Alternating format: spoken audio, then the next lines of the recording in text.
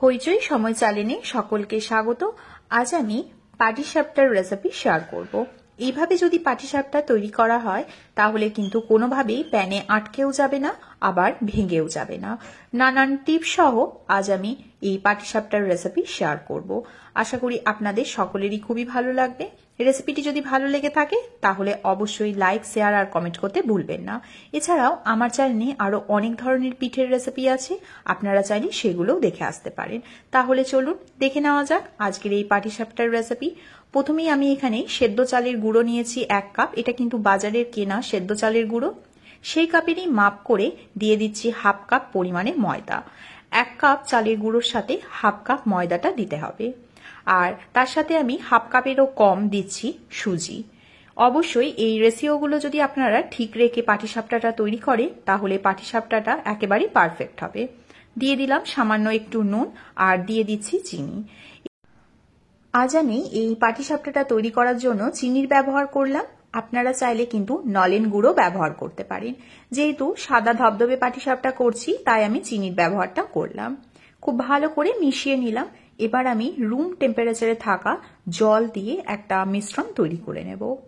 আপনারা চাইলে কিন্তু এখানে দুধেরও ব্যবহার করতে পারেন।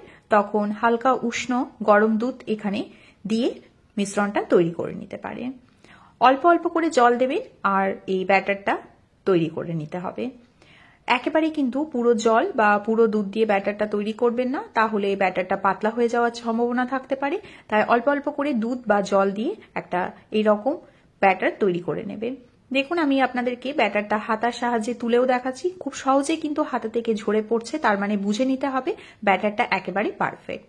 এইভাবে যদি পাটিসাপটা করা যায় তাহলে কিন্তু খুব সহজে কড়াতেও তৈরি করা যায়।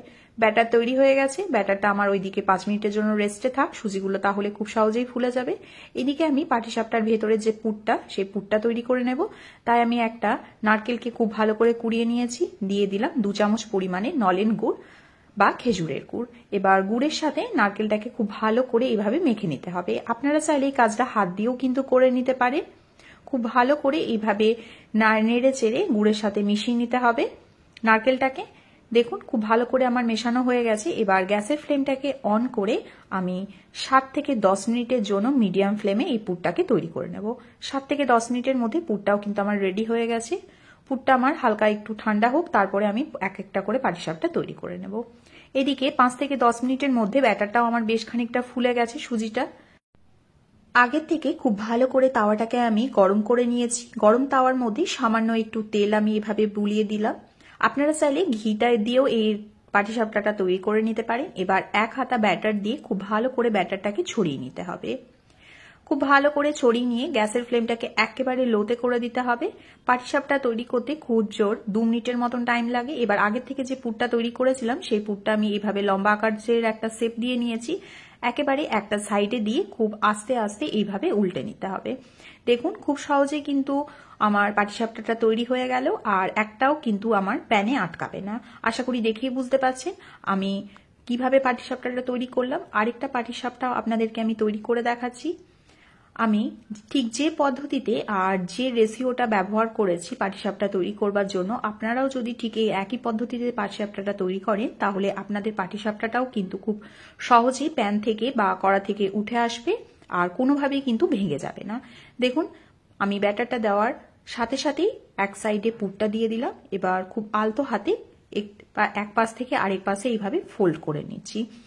কোন রকম ভাবে কিন্তু প্যানে আটকে যায়নি। আমি এইভাবে এক এক করে সব পাটিসাপটাগুলোকে তৈরি করে নিয়েছি।